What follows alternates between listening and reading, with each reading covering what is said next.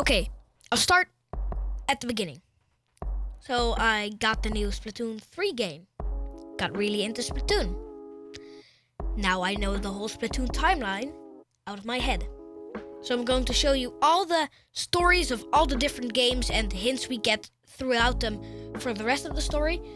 So yeah, this video will be Splatoon, the whole story. So like 1, 2, 3 and the Octo expansion. This video took me a long time.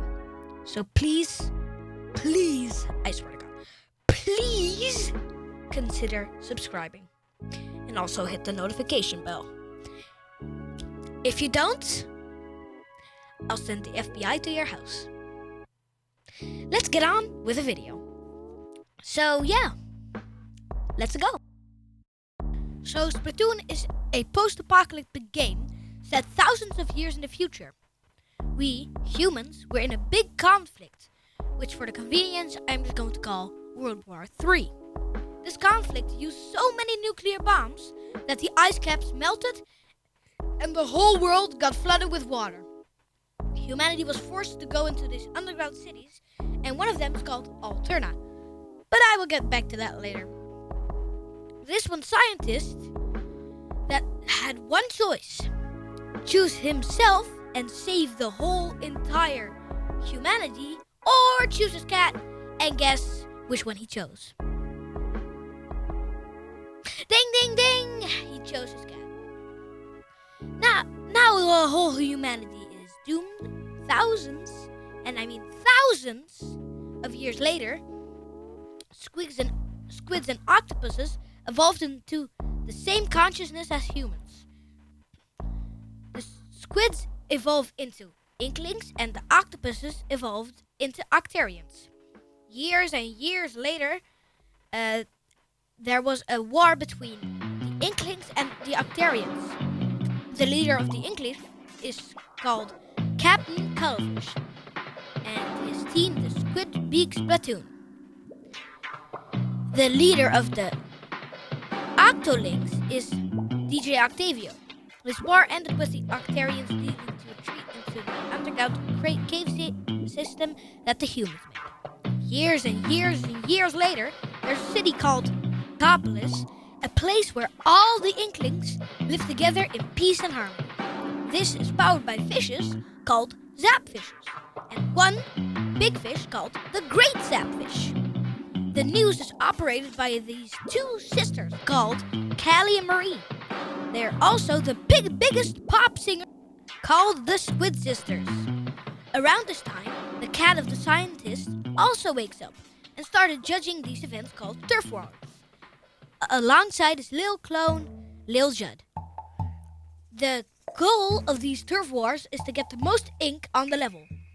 Here's where the first Splatoon campaign comes into picture. Because the Great Zapfish got stolen by the Octolings, and their leader, DJ Octavio, also steals the smaller Zapfishes. Now, we are in the game, and we are just a normal inkling that gets recruited into the new Squid Beak Splatoon as Agent number 3. We work alongside Agents 1 and 2 to complete levels to get to DJ Octavio and beat the crap out of him. And we take the Great Zapfish back, and the heavenly melody plays called Calamari Incantation.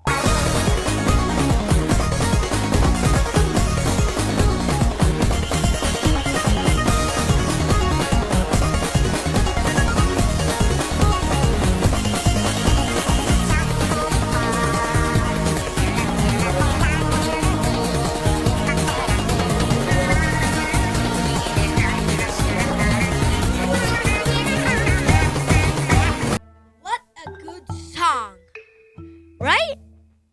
So yeah. Now we go to drum roll please. Splatoon 2, the hero mode.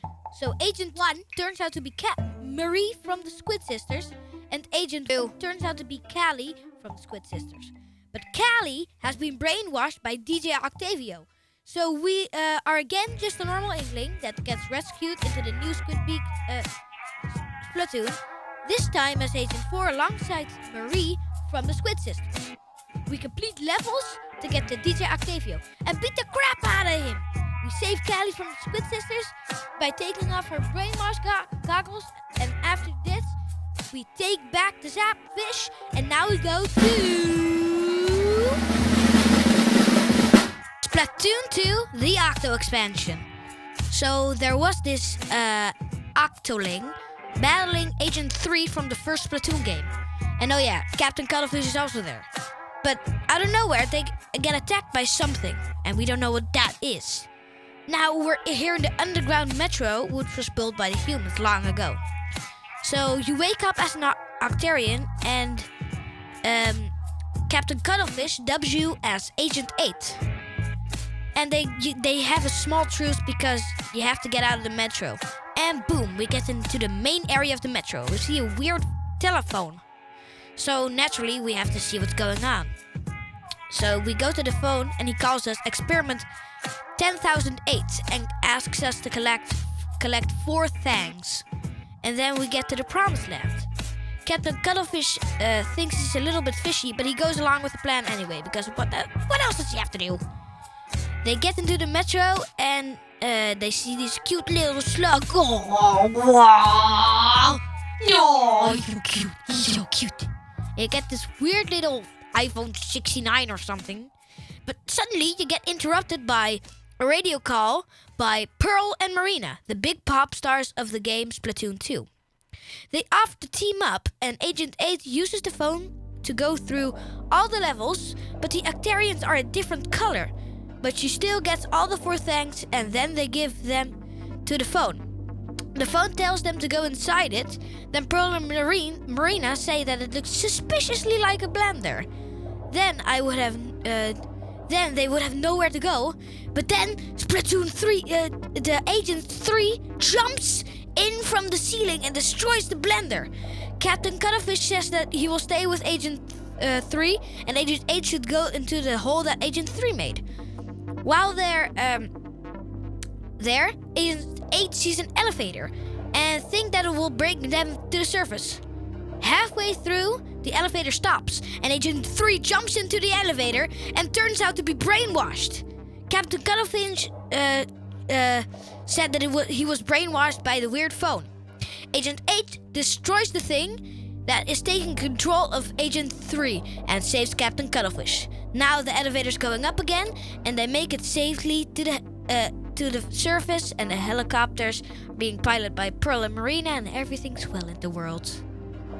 Oh wait!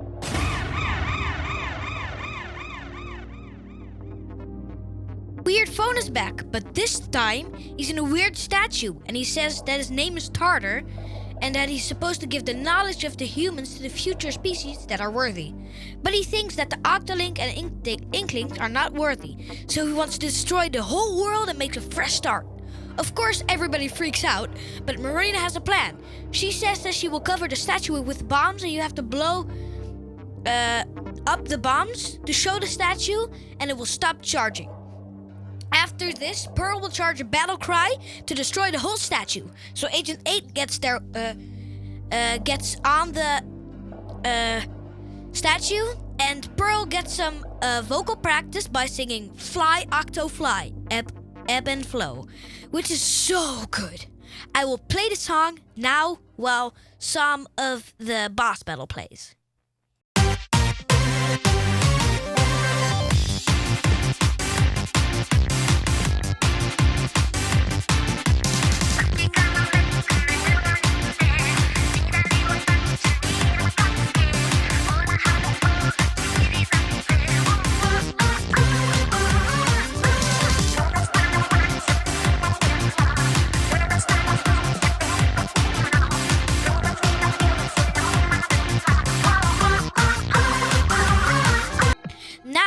Pearl's voice is charged, and they've covered the whole statue, but it's still charging. And it's still gonna fire and destroy the whole world. So Pearl uses her vocals and destroys the statue with her voice, and the high pitch makes the whole statue explode. And now we've beaten Tartar and the inklings and octolings live in peace. Now we go to Splatoon 3, the hero mode. So in Splatoon 2, there's this business called Grisco, where you have to kill salmonids and get their eggs to throw into a basket to give to Mr. Grizz. Now in Splatoon 3's hero mode, you start in this crater, where Captain Cuttlefish thinks that the Octarians have stolen the Zapfish again. But when they go to the crater, they see DJ Octavio and he's looking for his troops, but we just fought them. And after that, after we beat him, Captain Cuttlefish makes note that it doesn't look like he's using the power of the great Zapfish at all. And then they fall through a hole in the crater. Now, do you remember the place called Alterna? Guess where they ended up? Alterna. So we see the sisters again, plus the original Agent 3. This time, he's captain. And we can't find Captain Cuttlefish because he has been kidnapped. But by who? We will see. We use Lil Buddy's small fry. Oh, he's so cute. And chomp away at this fuzzy ooze. So we do that for a bit and meet the team Deep Cut, the pop band of Splatoon 3. But they're bad guys, and we beat every single one of them. We get 3 parts of a machine, and when they're all assembled, we can go into a rocket that's in the middle of our Alterna. And Agent 3 uses it, destroys all of the fuzzy ooze around it, but he can't walk anymore because he sprained his tentacle. Deep Cut demands to have the parts of the machine back, and we say, yeah, we don't need them. You can have them. They are impressed by this and let us be their boss. So now they're good guys. So we get up to the rocket, and first we don't have any gear anymore. We only have small fry. We use them to defeat stuff, and then we go to the next level. Villain gets revealed by name, and his name is Mr. Grizz. You know, the one from the business. In the next level, we can only use special. In the next level, and in the next level, and the next level, and in the last level, you can see the great Zapfish in the middle. We have to save it, but we can't because it's stuck in this weird tube. Next level, you see your Spider-Man, and next, the highest part of the rocket, we see Mr. Grizz and dehydrated Captain Cuttlefish. Oh no! He launches the rocket, and we use the stuff that Deep Cut used to kill us to go into outer space and defeat Mr. Grizz. We beat him up, and he says, "You will not receive severance pay." He definitely rehearsed that line. But he says that and explodes the hole, and he explodes, and that is Splatoon, the whole timeline. So yeah, that was it. I'm dying inside, but before we get to the outro, I still have to say one thing. What do I think that the Splatoon major DLC will be like? This is what I think. So we can see Pearl and Marina in the poster from it. So I'm thinking that this is going to happen. Lil Judd takes over a part of Splatsville or something like that. And we work with Pearl and Marina to get back something. Because Grisco is still running, but Mr. Grizz is dead.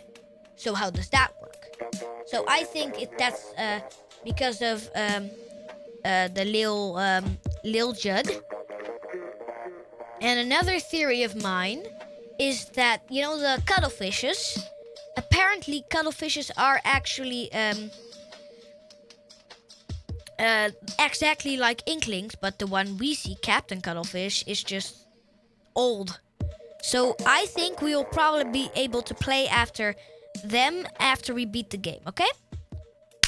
So yeah, thank you. Here comes the outro. Thank you very much for watching to the end. I'm happy that you watched it all, and now you know the whole Splatoon storyline. I hope you liked it, and thank you so much. Bye.